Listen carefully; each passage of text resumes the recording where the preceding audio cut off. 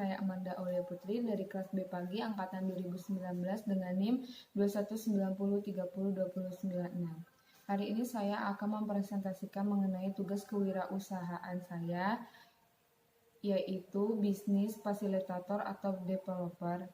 Yang buku ke-1 yaitu persiapan fondasi etika dan hukum berbisnis. Di sini saya mengambil sebuah contoh bisnis saya, yaitu t-shirt, baju bagi wanita ataupun laki-laki, dari mulai atasan, bawahan, jaket, celana jeans, dan lain sebagainya. Di sini langkah-langkah kerjanya yang pertama yaitu identifikasi isu-isu etik dan legal yang dihadapi perusahaan. Hasil yang akan saya pilih yaitu lead by example. Lalu ada reputasi merek yang lebih baik untuk meningkatkan citra image terhadap perusahaan yang saya miliki. Selanjutnya meningkatkan loyalitas pelanggan seperti memberikan potongan harga, diskon, dan lain sebagainya. Selanjutnya 1.2 yaitu notaris untuk perusahaan dipilih sesuai bidang bisnis. Yang saya memilih yaitu mengetahui masalah permulaan bahwa dia telah berhasil mendampingi pengusaha proses awal hingga akhir. Jadi di sini saya memilih salah satu notaris yang dapat saya percaya untuk mengurusi suatu usaha yang saya jalani dari awal hingga akhir apabila ada masalah dari perusahaan saya. Selanjutnya 1.3 yaitu perjanjian para founders disiapkan sebagai kesepakatan pendiri. Saya memilih untuk penunjukan saham atau pembelian kepemilikan. Saya mengajak beberapa teman atau rekan saya untuk join venture atau bergabung atau menanam saham di t-shirt atau bisnis yang sedang saya jalankan. Selanjutnya ada 1.4 yaitu perselisihan hukum dihindari. Saya memilih untuk memenuhi semua kewajiban kontrak, syarat dan ketentuan yang harus saya miliki untuk membuka sebuah bisnis ini. Dan selanjutnya kepekaan hukumnya yaitu perjanjian non-disclosure, mengingat karyawan atau pihak lain seperti pemasok untuk tidak mengungkapkan rahasia dagang perusahaan. Jadi saya memilih untuk mengambil orang yang dapat dipercaya di perusahaan saya agar tetap terjaga keamanan dan kenyamanannya. Selanjutnya ada perjanjian mencegah seseorang bersaing dengan minat majikan untuk jangka waktu tertentu. Selanjutnya ada bagian kedua yaitu memilih bentuk organisasi. 2.1 yaitu bentuk organisasi bisnis diidentifikasi. Saya memilih partnership, yaitu mengajak atau rekan saya untuk berbisnis dan bergabung di perusahaan saya. Selanjutnya 2.2 yaitu isu-isu dipertimbangkan dalam memilih bentuk hukum sebagai pemilik bisnis.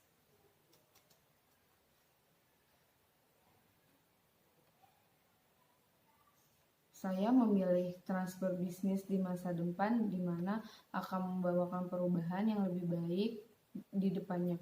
Yang ketiga yaitu mendapatkan lisensi dan izin usaha. 3.1 adapun syarat izin usaha banyak sekali dari perusahaan saya yang harus dipenuhi, diantaranya yaitu fotokopi KTP direktur utama atau penanggung jawab perusahaan atau pemegang saham. Yang kedua yaitu fotokopi nomor pokok wajib atau yang sering masyarakat dengar yaitu NPWP. Selanjutnya ada fotokopi nomor pokok wajib pajak, surat keterangan domisili usaha yaitu SITU, dan yang keempat ada fotokopi akte pendirian PT dan fotokopi surat keputusan pengesahan badan hukum. Dan selanjutnya ada surat izin gangguan HO dan surat izin prinsip SIP dan neraca perusahaan. Dan ada juga pas foto direktur utama, penanggung jawab pemilik perusahaan ukuran 4x6, terdiri dari 2 lembar foto dan materai 6.000, lalu surat izin teknis interaksi terikat jika dipinta. Itu semua adalah salah satu syarat yang harus dipenuhi oleh perusahaan saya. Selanjutnya ada 3.2 yaitu izin pajak penjualan diajukan. Izin pajak penjualan adalah pajak sebelum pajak pertambahan nilai PPN yang dipungut atas transaksi penjualannya. Adapun prinsip pungutan pajak diantaranya yaitu prinsip persamaan, keadilan, keamanan atau equity, dan ability. Selanjutnya ada prinsip kepastian yaitu certainty, dan ada juga prinsip kenyamanan pembayaran atau convenience of payment, dan ada juga prinsip efisiensi atau sering dibilang dengan economic collection. Selanjutnya ada 3.3 yaitu izin dan izin kerja profesional pekerjaan didapatkan.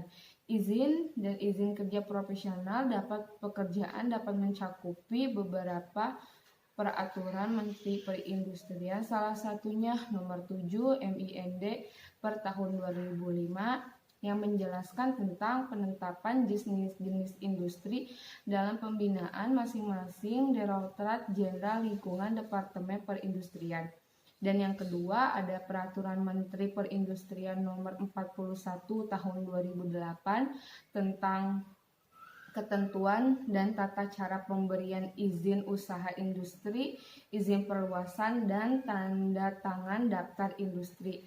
Dan ada juga yang ketiga tentang pemerintahan tahun 2015 yang mewajibkan setiap kegiatan industri untuk memilih izin usahanya itu sendiri. Dan ada juga Peraturan Menteri Perdagangan nomor 36 yang disahkan sekitar tahun 2007 tentang penerbitan surat izin usaha perdagangan. Itu salah satu izin profesional dan pekerjaan. Dan selanjutnya saya akan menjelaskan di buku kerja 2. Ketemu lagi dengan saya Amanda. Kali ini saya akan membahas mengenai buku kerja 2 di mana di sini menjelaskan tentang menilai kekuatan dan kewajiban keuangan perusahaan baru. Elemennya yang pertama yaitu 1. Identifikasi pengelolaan keuangan. 1.1 Tujuan keuangan perusahaan diidentifikasi. Saya memilih profitabilitas di mana di sini statusnya sedang karena dengan adanya profitabilitas maka tujuan keuangan sebuah perusahaan akan terwujud dengan baik dan mencapai target perusahaan kita dengan kualitas, sedangkan akan selalu dikembangkan dengan usaha mencapai keuangan perusahaan yang maksimal. Selanjutnya yaitu 1.2 Proses pengelolaan keuangan diidentifikasi, yaitu ada 3 laporan pendapatan, neraca, dan cash flow, di mana dari perusahaan saya sendiri statusnya yaitu baik, yaitu di keterangannya yaitu proses pengelolaan keuangan diidentifikasi dengan adanya key preparasi, laporan dan analisis berjalan dari hasil-hasil keuangan berdasarkan kriteria yang dicapai.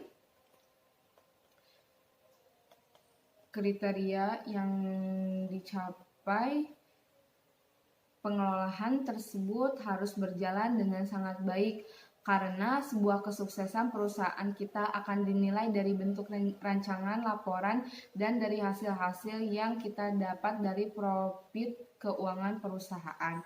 Selanjutnya yaitu 1.3 laporan historis keuangan, diidentifikasinya yaitu laporan cash flow, di mana pencapaian dan setiap penghasilannya berupa kredit dan debit penghasilan sebuah perusahaan dengan tujuan untuk menganalisa histori atau bentuk pengeluaran dan pemasukan dari profit perusahaan.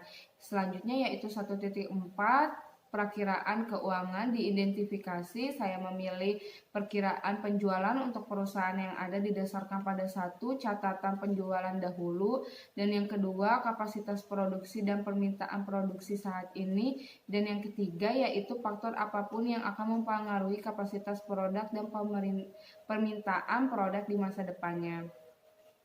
Status dari perusahaan saya ini yaitu baik, yaitu perakiraan keuangan diidentifikasi berdasarkan kualitas yang rendah dikarenakan perakiraan penjualan perusahaan tidak memiliki ketetapan yang baik dan bersifat fluktuatif. yang dapat berubah, maka diperlukan sebuah catatan dari penjualan dari terdahulu, terkini, dan masa yang akan datang. Tujuannya sangat berpengaruh terhadap produksi dan tercapainya tujuan keuangan perusahaan. Dan yang kedua yaitu 2.1 ada laporan proforma yang diidentifikasi yaitu arus kas, di mana arus kas yang cukup baik dengan kualitas sedang sangat berpengaruh dari setiap laporan yang akan keluar dan masuknya kas keuangan dari perusahaan kita. Dan selanjutnya ada 2.2 yaitu rasio analisis diidentifikasi likuiditas. Saya memilih dan statusnya ini cukup baik, yaitu rasio analisis diidentifikasi dari likuiditas yang berkualitas sedang dalam memenuhi kewajiban perusahaan dalam memenuhi profit dalam jangka waktu yang ditentukan, apakah dapat terpenuhi dan tercapai dengan baik untuk mengukur keberhasilan suatu perusahaan. Dan rekomendasinya di sini yaitu sebuah penilaian dan kewajiban keuangan sebuah perusahaan yang baru dicapai dengan memenuhi beberapa tolak ukur yang terkait dengan penghasilan atau disebut dengan profitabilitas sebuah perusahaan. Beberapa banyak penghasilan yang dihasilkan dari sebuah produk. Kriterianya diantaranya seperti profitabilitas yang baik, privasi laporan dan analisis keuangan perusahaan, atau laporan cash flow yang teruji dengan baik, dan perkiraan penjualan harus terukur dan teruji. Mengidentifikasi laporan keuangan sebuah perusahaan. Kesimpulannya yaitu dapat kita tentukan dari sebuah laporan keuangan harus berjalan dengan baik karena semua penghasilan atau profit dapat tercapai dan terjaga keberhasilannya untuk memenuhi tujuan perusahaan tersebut. Kelebihan dari analisa keuangan perusahaan saya ini yaitu semua dapat terstruktur dengan baik dan sinkron antara semua faktor-faktor terkait. Hasil dari analisa keuangan dapat menjaga proses akuntansi agar tidak terjadi kesalahan pencatatan, pembukaan maupun perkiraan tersebut. Kesalahan yang terjadi dapat diminimalisir dengan baik dan tidak menghilangkan income atau profit itu sendiri. Kekurangannya yaitu sebuah penilaian keuangan perusahaan tidak cukup untuk memenuhi semuanya. Maka dari itu diperlukanlah adanya penilaian terkait seperti situasi kondisi perusahaan yang lingkungannya baik dapat mempengaruhinya. Data analisis historis masa lalu dapat berbeda dengan masa terkini maupun masa depan. Maka perbedaan dapat menjadi timbulnya sebuah konflik keuangan. Semua harus dilakukan dengan teliti, minimalisir kesalahan. Mungkin itu penjelasan dari buku Kewirausahaan 2. Selanjutnya saya akan menjelaskan mengenai buku Kewirausahaan 3. Terima kasih. Bertemu lagi dengan saya Amanda. Kali ini saya akan membahas buku Kewirausahaan 3. Ini yang terakhir mengenai mengembangkan dan mengelola tim usaha baru. Yang pertama yaitu rencana staffing, yaitu kriteria kerja 1.1 terdiri dari kategori okupasi diidentifikasikan sesuai dengan persyaratan bisnis sebagaimana diuraikan dalam rencana bisnis. Selanjutnya yaitu ada 1.2 tanggung jawab okupasi diidentifikasi untuk tugas dan diidentifikasi untuk persyaratan okupasi dan diidentifikasi lagi untuk kerja dan okupasi. Selanjutnya yang kedua yaitu rekrutmen, pelantikan, pelatihan dan mempertahankan tim. Terdiri dari 2.1 yaitu rencana seleksi dibuat berdasarkan kriteria seleksi, kebutuhan bisnis dan persyaratan hukum. Rencana seleksi terbagi dalam beberapa bagian. Yang pertama ada saluran dan teknologi yang tepat, mengiklankan lowongan untuk kebutuhan staf. Selanjutnya ada mengadakan panel seleksi, dan ada juga mengembangkan pertanyaan wawancara, terus ada pelamar untuk terpilih, dan ada juga jadwal wawancara dan beritahu orang yang relevan tentang waktu, tanggal, dan tempat. Di sini saya memilih mengiklankan lowongan untuk kebutuhan staf, contohnya mencari sesuai yang dibutuhkan oleh perusahaan seperti marketing, administrasi, atau lain sebagainya. Dan selanjutnya 2.2 yaitu ada proses seleksi, di mana ini dilakukan dengan kebijakan dan prosedur yang sudah ditetapkan. Proses seleksi itu mencakupi beberapa tahap, yaitu diantaranya proses wawancara dan menilai kandidat berdasarkan kriteria seleksi yang disepakati oleh perusahaan yang sesuai dengan harapan perusahaan untuk sumber daya manusia baru ini bisa mengembangkan bisnis saya lebih potensial dan lebih baik lagi. Dan selanjutnya ada diskusi penilaian dengan anggota panel seleksi lainnya, yaitu di mana anggota tim satu dengan tim lainnya menyeleksi salah satu para pegawai baru untuk merekrutnya di tempat kerjanya tersebut. Selanjutnya ada mengembangkan pertanyaan wawancara, di mana para pekerja atau orang yang melamar di perusahaan kami memberikan beberapa pertanyaan mengenai perusahaan atau mengenai dunia kerja yang saat ini dibutuhkan. Selanjutnya jadwal wawancara diberitahu kepada orang yang relevan tentang waktu, tanggal, dan tempat. Dan apabila seseorang sudah melamar di perusahaan kami dan orang tersebut sesuai dengan harapan dari perusahaan kami, orang itu akan dikonfirmasi untuk pertemuan selanjutnya dari tanggal, waktu, tempat, dan jam yang sudah ditentukan. Dan selanjutnya ada 2.3, di mana 2.3 ini terdiri dari internalisasi dan induksi anggota tim, yaitu dilakukan untuk menyadari tanggung jawab atau jawab dari persyaratan kinerja mereka sesuai mungkin dan mengembalikan kesempatan untuk melatih anggota tim yang tidak terbiasa dengan prosedur bisnis.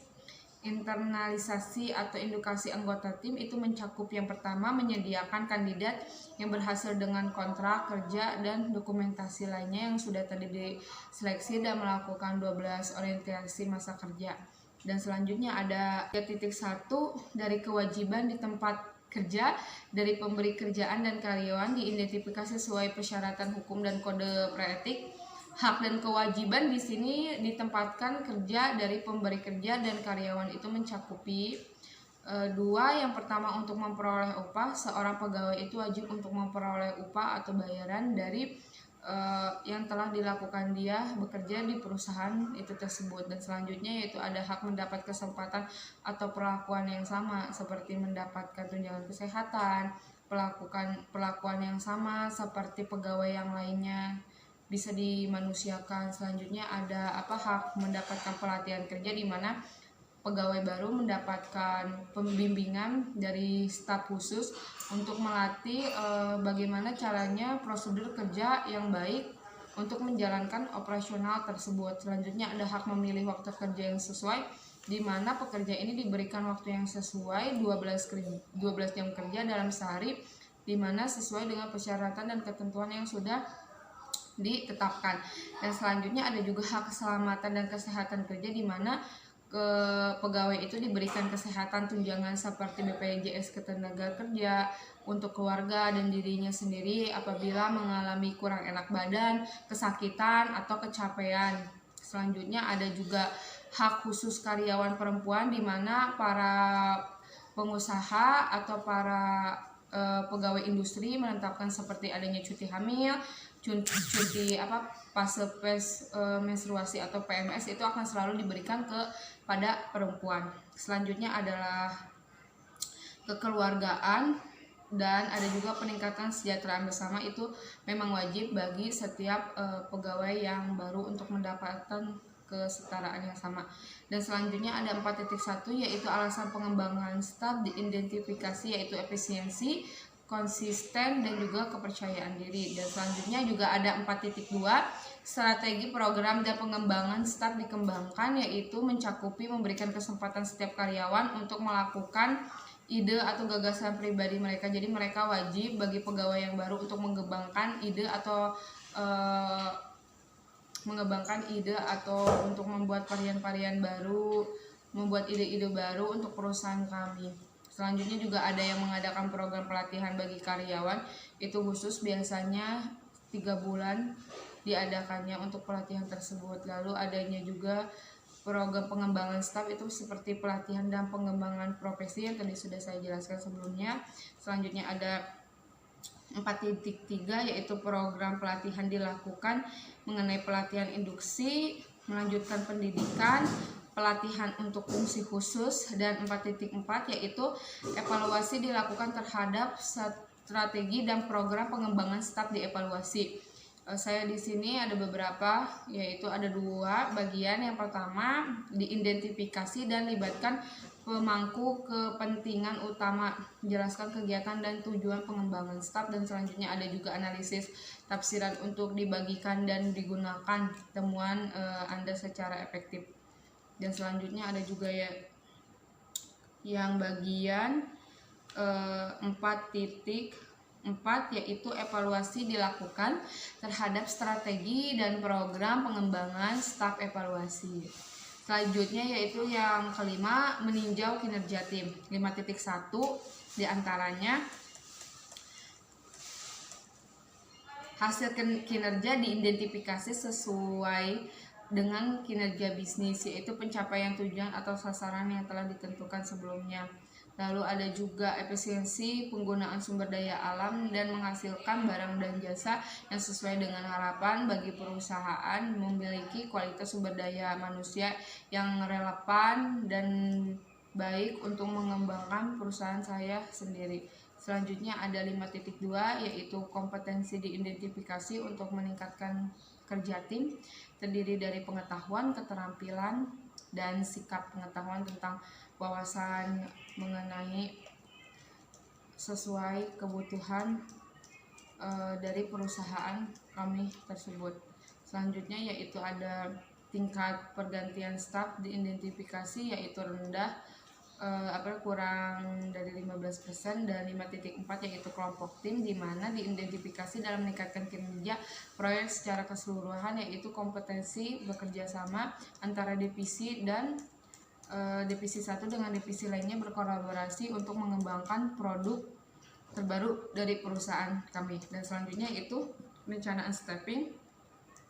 Perencanaan staffing ini akan saya jelaskan secara singkat, yaitu yang pertama ada manager head of factory, tanggung jawabnya yaitu bertanggung jawab dan mengawasi pelaksana proses produksi mulai dari bahan baku sampai menjadi barang yang sudah menjaga dan mengawasi agar mutu bahan baku dalam proses dan mutu barang jadi sesuai dengan standar yang telah ditetapkan pastinya.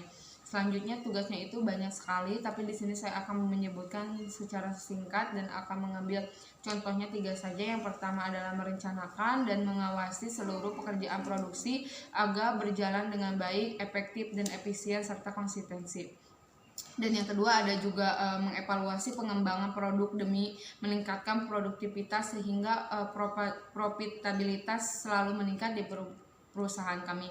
Dan yang ketiga yaitu mengupayakan pencapaian target yang telah ditetapkan dari perusahaan kami. Persyaratannya yaitu laki-laki atau wanita usia 2-36 tahun, pendidikan minimal 1, jurusan ekonomi atau manajemen, pengalaman bekerja minimal 2 tahun di bidang produksi, memiliki kemampuan yang baik dalam bidang kepemimpinan, dan menjadi pekerja yang keras dan bertanggung jawab, jujur, dan memiliki kemampuan yang baik dalam produksi dan memiliki skill yang sesuai diharapkan dari perusahaan. Dan kebutuhan serta pelatihannya yaitu pelatihan manajemen produksi meliputi pengertian dan prinsip manajemen produksi, prinsip-prinsip organisasi kerja, pengembangan produk, biaya produksi, dan menentukannya. Selanjutnya jumlah tenaga kerjanya itu 1, pekerjaannya mulai kerja tanggal 1 November sekitar tahun 2021. Terus selanjutnya ada perkiraan durasi kontrak yaitu 1 tahun lebih, menambah menambah pembaruan jika sesuai dengan target yang ditentukan dari perusahaan. Jadi apabila ada seseorang yang melamar ke perusahaan kami itu sesuai dengan perusahaan yang kami butuhkan, yaitu S1 jurusan manajemen akuntansi atau ekonomi, maka dia kerjanya akan diperpanjang, tetapi sebelum itu dia akan melakukan 12 orientasi masa kerja yang sudah tadi disebutkan di atas.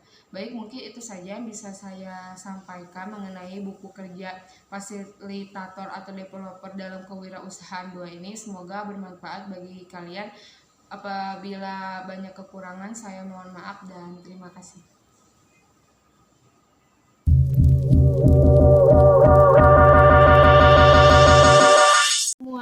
Kali ini saya akan menjelaskan mengenai struktur organisasi dalam perusahaan saya, yaitu Manda Clothing. Yang pertama ada manajer atau head of factory, yaitu tugasnya bertanggung jawab dan mengawasi pelaksanaan proses produksi mulai dari bahan baku awal sampai menjadi barang yang sudah jadi. Menjaga dan mengawasi agar mutu bahan baku dalam proses mutu barang jadi sesuai dengan standar yang ditetapkan. Selanjutnya ada administrasi. Ini sangat penting bagi setiap perusahaan agar perusahaan bisa mengelola keuangannya secara maksimal dan stabil. Tugasnya yaitu bertanggung jawab atas proses dan kontrol data produksi secara berkala. Selain itu, membuat laporan harian, bulanan, tahunan, atau periode tertentu. Kedua, bertanggung jawab dalam menyusun jadwal atau shift bagi karyawan, kerja operator produksi, serta mengarsipkan data sesuai dengan skala waktu tertentu. Dan yang ketiga yaitu pengawasan produksi atau controlling. Tanpa adanya struktur organisasi ini, semuanya tidak akan berjalan lancar. Dari situ, produksi atau controlling bertugas untuk mengatur dan mengawasi pelaksanaan setiap tahapan dalam proses produksi, serta menjamin agar pembuatan produk sesuai dengan prosedur pengelolaan dan pengemasan. Selanjutnya ada pembelajaran bahan baku atau software. Ada beberapa kriteria, diantaranya yaitu memastikan kebutuhan perusahaan yang harus dibeli, dan yang kedua memastikan setiap pembelian sudah disetujui oleh administrasi, dan yang ketiga memastikan bahwa barang tiba dengan kondisi baik dan tepat waktu. Selanjutnya yaitu tailor atau screen printing. Tugasnya adalah proses menjahit sesuai dengan standar ketentuan yang berlaku, serta dapat memberikan hasil yang terbaik dalam proses pencetakan desain sebuah produk kami. Dan yang terakhir ada analyzer atau checker, yaitu bertugas atau bertanggung jawab sepenuhnya atas semua hasil pengecekan produksi apakah sesuai dengan kualitas dan standar produksi perusahaan, dan memastikan semua produk dalam kualitas terbaiknya dan memastikan ketersediaan stok. Baik teman-teman semua, mungkin itu saja struktur dari organisasi perusahaan saya. Terima kasih.